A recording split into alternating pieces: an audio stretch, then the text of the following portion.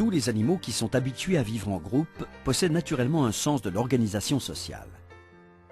Cela détermine leur comportement et leur rôle au sein du groupe. Il existe entre les chevaux un ordre très clair qui établit les hiérarchies et dont le but est d'assurer le bien-être et la pérennité du groupe tout entier.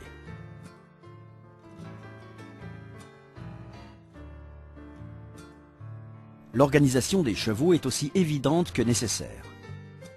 Il a été prouvé qu'un groupe de chevaux à l'état sauvage dépasse rarement les 15 individus. Dans chaque harde, on trouve un cheval dominant, le plus souvent une jument, qui sert de guide. C'est un animal fort, en bonne santé et qui a de l'expérience. Son rôle est d'orienter la harde vers les bons pâturages, de choisir des chemins sûrs, de trouver des points d'eau fraîche, ou encore de savoir repérer un abri contre les intempéries, la chaleur ou le harcèlement des insectes. Le leader n'est pas chargé de protéger le groupe contre les prédateurs ou d'autres dangers. Ça, c'est le rôle de l'étalon.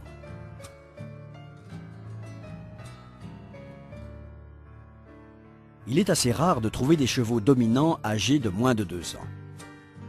Cela peut arriver dans des hardes où on ne trouve pas d'adultes.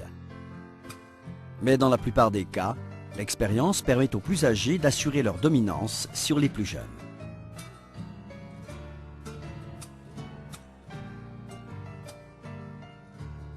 Il est fréquent qu'un cheval qui a été leader à un moment prenne ensuite une autre place dans le groupe.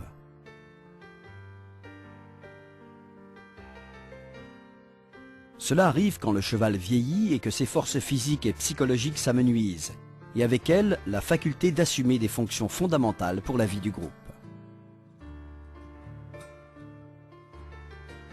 Ses besoins diminuent et divers problèmes physiques le disposent davantage au repos qu'à un surcroît d'activité. Une fois identifié le leader d'une harde, on peut observer que les autres chevaux respectent également une certaine hiérarchie dans le groupe. Cela se manifeste clairement quand le groupe se déplace, par exemple. Chacun des individus de la harde conserve toujours la même position. Lorsqu'une harde déjà formée qui vit depuis longtemps au même endroit change d'emplacement, les chevaux se déplacent selon l'ordre qui était précédemment établi.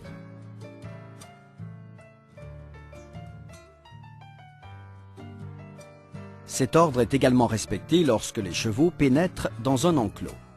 Mais il peut changer lorsqu'un cheval se trouve près de la sortie et sort en premier, mais l'ordre sera rétabli immédiatement.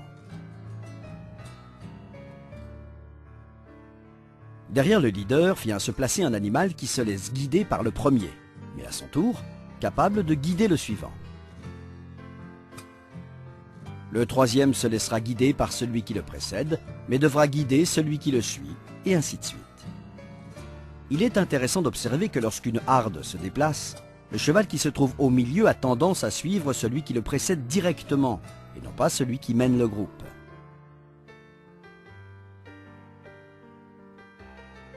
Si ce cheval décide de changer de route et de prendre une direction différente de celle du groupe de tête, les chevaux qui sont derrière lui suivront aussi cette nouvelle direction. Cette manœuvre est très utile lorsque la harde court un danger, car cela permet de dérouter les prédateurs qui la menacent. À l'arrière du groupe, on retrouve les chevaux les plus vieux, ceux qui ont le moins de caractère, ou ceux qui, tout juste arrivés, ne se sont pas encore intégrés. Dans un groupe donné de chevaux à l'état sauvage, les agressions mortelles sont rares, car le phénomène de groupe assure une meilleure protection face aux menaces naturelles. C'est lorsque le groupe dépasse les 15 chevaux que des conflits commencent à apparaître. On pourra voir des scènes de rivalité, des coups de pied, des morsures et des violences non ritualisées.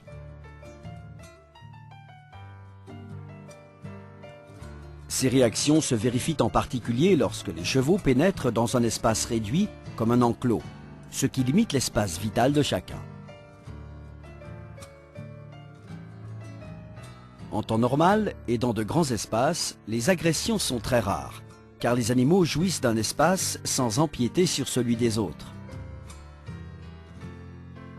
Il peut arriver qu'une relation très forte se crée entre 2 ou 3 chevaux et que l'un d'entre eux devienne le guide et protège les autres.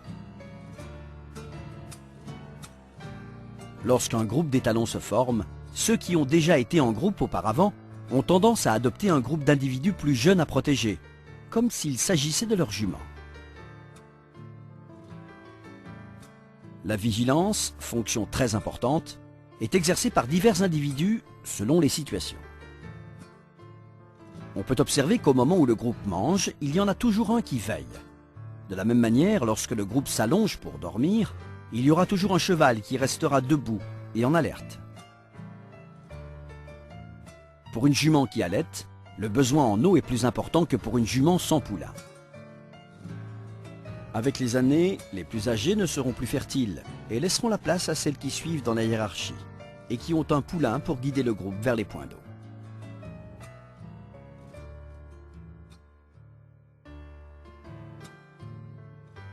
L'organisation sociale des chevaux n'est pas fondée sur l'ambition individuelle. Son seul objectif est de protéger le groupe tout entier et d'assurer la survie de la harde. Bien que cette organisation sociale s'exprime de façon particulièrement évidente dans les hardes sauvages, on en retrouve les manifestations dans les relations entre des chevaux habitués à interagir avec l'homme. C'est pour cela qu'il est intéressant de connaître la place qu'occuperait un cheval dans une harde pour mieux cerner son caractère et ses codes de comportement. Cela nous permettra de mieux comprendre nos chevaux et de prendre les décisions les plus adaptées pour qu'ils donnent le meilleur d'eux-mêmes.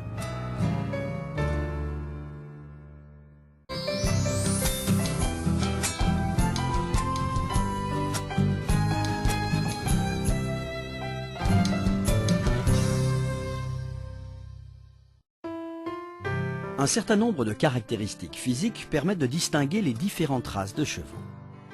Certaines sont évidentes, d'autres requièrent une connaissance plus approfondie. Chez le cheval, la tête est l'une des parties qui présente le plus de traits distinctifs. De ce fait, une observation minutieuse de cette zone permet de déterminer les particularités de chaque race. La tête des chevaux est comprise entre la naissance de la mâchoire et le bout du nez.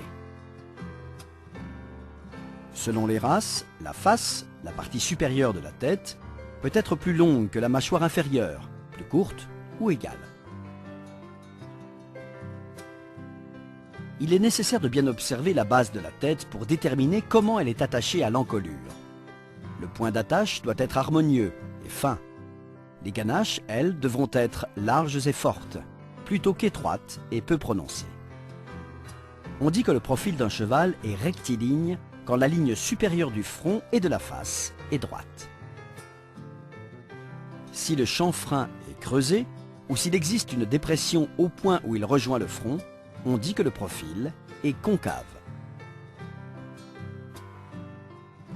Et quand la ligne supérieure de la tête dessine une courbe, on dit que le profil est convexe.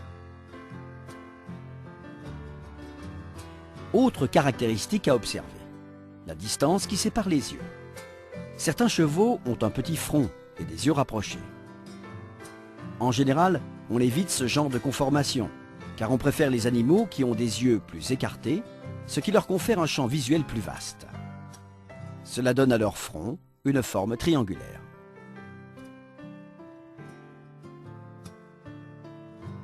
On estime que les chevaux aux grands yeux ont un angle de vision plus ample. Voilà pourquoi l'œil doit être grand et expressif, et ne pas donner l'impression d'être enfoncé dans le crâne. Les cils et les longues vibrisses qui entourent l'œil lui permettent d'éviter les plantes et branchages et le protègent des griffures et des lésions. Il ne faut jamais les couper. Le nez est aussi un signe distinctif d'une race à l'autre. Dans certains cas, il est petit, tout comme les naseaux. D'autres chevaux ont un nez plus grand et des naseaux très ouverts. Chez certaines races, le nez est large et donne à la tête un aspect rectangulaire. Pour d'autres, il est plus petit et la tête fait davantage penser